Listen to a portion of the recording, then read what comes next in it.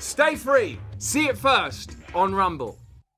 With the ICC announcing that it's their bizarre intention to arrest Vladimir Putin, a man who I don't imagine would cooperate with an ordinary arrest, although having seen him attempt to shake hands, I can see that if you were to approach him from the front, he could be vulnerable.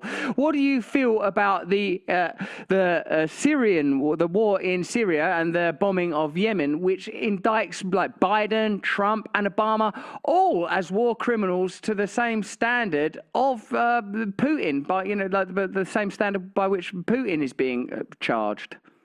I mean, I think it far exceeds it if we're just being objective. I mean, Ukraine is a catastrophe, and Putin has a lot of responsibility for that. So he doesn't have all the responsibility, but the humanitarian crisis in Yemen is objectively, if that's a catastrophe, this is a catastrophe times 10. There's just way more people dying, and it wasn't soldiers dying over the last 8 years in Yemen. It was like babies starving to death and dying of cholera and stuff. So yeah, look, there's a great video, I don't know if you've ever seen, where Noam Chomsky just breaks down the war crimes of every post-World War II president of the United States of America. So like, I'm fine if we want to indict war criminals, but let's get them all, And you see something like, if you look at Yemen particularly, you just see how much, like the whole military industrial complex, American empire establishment, they care about humanitarian issues when it's convenient.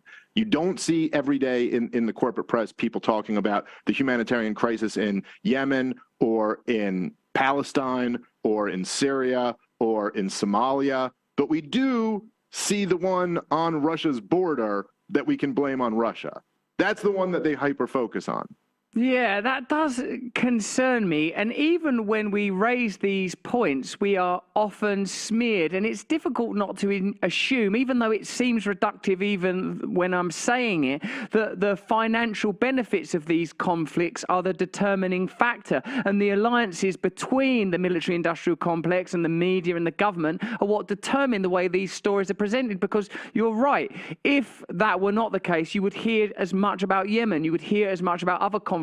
If the metric by which we measured catastrophe was deaths and destruction, and nobody's saying that those things are not present in the tragedy in Ukraine and that it oughtn't be stopped as quickly as possible, but other criminals would be brought to the forefront as well. In our recent show, we talked about the lack of moral authority for any agency that would seek to arrest Trump. That's not saying that Trump isn't guilty of wrongdoing. In fact, we're ignoring that altogether, because if Trump is guilty, then the Clinton campaign would be guilty by the same measure. But what we're saying is that the lack of faith in institutions that we are currently experiencing means that we clearly need systemic change. Am I right in understanding, Dave, that that's precisely your personal perspective? And if you are a libertarian, I know you are, I'm just using this rhetorically, like, what is the role of government? How minimal can government involvement in the lives of ordinary Americans, ordinary people of all persuasions, be? And do you not agree that the role of the government and the function of the government is supposed to be to, in a sense, provide some kind of edifice against corporate corruption, even if it obviously doesn't do that now? It does the bloody opposite. It'd just be good for you to unpack some of those ideas for us, please. Yeah, sure. I mean, well, I think I'd like the government to be about as small as we could possibly get it. And I think, from my perspective, the idea that the government was ever supposed to be a shield for the people against big corporate interests is always, there might be some people who really believed that. I think in reality, it has never been that. And it's always been, much more a tool for big money interests than anything that was ever working against them. And if you ever see, anytime that you ever saw the government working against big business, it was almost always on behalf of some other big business who wanted their competition stomped out. That's just the way of the world. It's like power corrupts, and there's nothing more powerful than a government. And so if you're saying that you need the government to check the power of a corporation, well, in order to do that, it's going to have to be more powerful than that corporation. And so now, once you have this power center, it's going to become a race to see who can buy it off, and who's going to have a better shot of doing that than the biggest businesses. So I think the whole paradigm, like you talked earlier about, like the left-right paradigm being all kind of like it doesn't really apply anymore. I think that basically it's not a question of like, are you anti-big business or anti-big government? I think if you oppose one, you have to oppose the other, because they're all in bed together. And Just to touch on what you said there about the kind of like getting called all the names because you oppose the war, on this anniversary of Iraq, just remember that the people who were opposed to this war, the war in Iraq, the line back then was you're either with us or you're with the terrorists. They basically said, if you don't want to overthrow Saddam Hussein, then you're happy that 9/11 happened. You're on their side of that. And that now, years later, even John McCain on his deathbed in his memoir wrote that he acknowledged the war was a mistake. Everyone now acknowledges that those people were right to oppose the war. So just to keep that in mind with all the people, they'll call you like a Putin apologist or something like that now if you oppose the West's involvement in the war in Ukraine. But yeah, it's all the whole thing is a racket, and it's all big business interests that control the governments. That's really interesting that you say that, mate. That it plainly was a transgressive war. And the way, and I didn't remember that they said, that they equated it with terror, made it unpatriotic, and made it like you were dishonoring those that died on 9/11. And now, even if you're non-compliant around coronavirus, remember there was the same kind of shaming narrative that, like as if you were a friend of coronavirus, like you were his little mate carrying it about and stuff.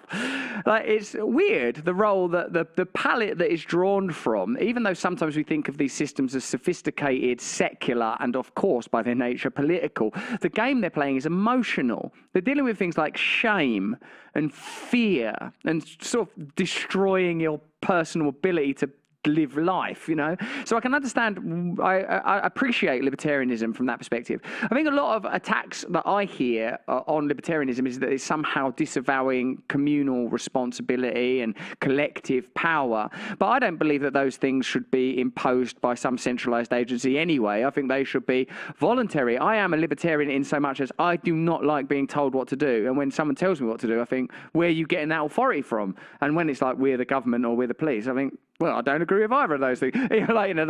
So spiritually, I agree with it. But how do you square it with the idea that we're here to take care of and love one another? Yeah, so from my perspective, it's like the complete opposite of that criticism of libertarianism. I think we're empowering the community. I mean, the idea that like libertarians aren't arguing that people shouldn't join groups and help each other and do things as a community. We're arguing that it should be done voluntarily, that it shouldn't be done through force, that you shouldn't. Look, every inch of government is there with the threat of a gun to your head. It's like you pay your taxes or you go to jail. Like every law has a gun behind it saying you violate this and we will throw you in a cage. It's really insane when you think about it, in like how advanced modern human civilization is, and that we still will throw human beings in a cage like an animal for ridiculous crimes. And I mean, okay, if you murder someone or rape someone or stab someone or set someone's house on fire, okay, fine. Maybe that's the best we can do. You kind of think still we could find something better, but regardless of that, the idea of like funding this monopoly on violence at the threat of will ruin your life, and it's such a binary to say, oh, if we didn't do it that way, then there'd be no community. Then no one would care about taking care of the sick, or no one would think about like, oh, there's someone who's hard on their luck, we have to help them out. I just don't believe it. I don't believe that these people, these genocidal maniacs, these blood-soaked monsters, are like the only way we would make sure grandma had a sandwich is if they're funded. That's good.